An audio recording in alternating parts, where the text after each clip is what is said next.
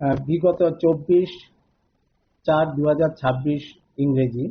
All Tripura chemist and druggist association আমাদেরকে ওনাদের চিঠির মূলে এটা অবগত করেছিলেন যে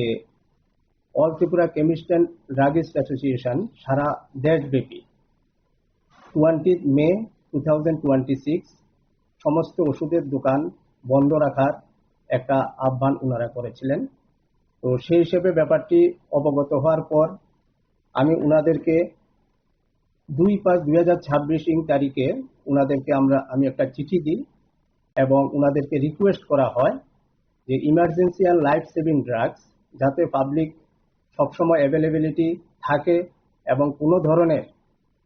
পেশেন্টের যাতে অসুবিধা না হয় সেই জিনিসটা এনশিওর করার জন্য রিকোয়েস্ট করি এবং ওনাদেরকে একটা মিটিংয়ের জন্য আহ্বান করা হয়। তো সেই হিসেবে 11/5/2026 ওনারা আমাদের অফিসে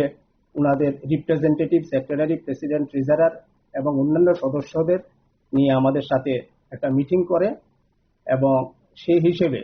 সেই মিটিংয়ে আমাদের তরফ থেকে ওনাদেরকে আহ্বান করা হয়েছে যে এই বন্ধে যাতে সাধারণ মানুষ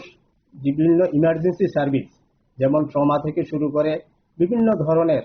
যে লাইফ সেভিং ড্রাগসের অ্যাভেলেবিলিটি যাতে থাকে সেই ব্যাপারটা যাতে ওনারা এনশিওর করে। তো সেই হিসেবে আমাদের মিটিংয়ে সিদ্ধান্ত হয়েছে যে ওনারা কিছু designated medicine shop from all the government hospital and private hospital from the PSC to state level hospital ওনারা ইমার্জেন্সি যে পরিষেবা যে লাইফ সেভিং ড্রাগস এবং বিভিন্ন ধরনের ইমার্জেন্সি ওষুধগুলো সরবরাহ করার প্রতিশ্রুতি দিয়েছেন। তো সেই হিসেবে ব্যাপারটি লিখিত আকারে ওনারা দিয়েছেন এবং আমি সেটা director of health service government of ত্রিপুরাকে ডিটেলস আমরা জানিয়েছি। সেই হিসেবে director of health service government of Tripura একটা চিঠি ইস্যু করেছিলেন 11/5/2026 মিটিং এর মূলে, যেটা ইস্যু হয়েছিল 14/5/2026 এবং এই চিঠিতে সারা ত্রিপুরা রাজ্যের মেডিকেল সুপারিনটেন্ডেন্ট থেকে শুরু করে সিএমও, এসডিএমও এবং এমওআইসি এবং সমস্ত স্তরের যে হসপিটালগুলো আছে সেই হসপিটালগুলোর মধ্যে যাতে ইমার্জেন্সি ড্রাগস এবং লাইফ সেভিং ড্রাগসগুলো অ্যাভেলেবিলিটি করে এবং যদি কোনো শর্টেজ ক্রাইসিস থাকে এটাকে যাতে ওনারা ওভারকাম করে একটা প্রিকশন বা প্রিজারভেটিভ একটা মেজার্স নিয়ে থাকেন, যাতে করে 20 তারিখ যদি বন্ধ ওনারা ওষুধের দোকান ম্যাক্সিমাম বন্ধ যদি থাকে সেই ক্ষেত্রে গভর্নমেন্টের তরফ থেকে যে হসপিটালগুলো আছে সেই হসপিটালের তরফ থেকে যাতে সেই ইমার্জেন্সি এবং লাইফ সেভিং ড্রাগসগুলো পাবলিকের জন্য যাতে অ্যাভেলেবিলিটি থাকে, যাতে করে মানুষের অসুবিধা না হয়। এবং সেই হিসেবে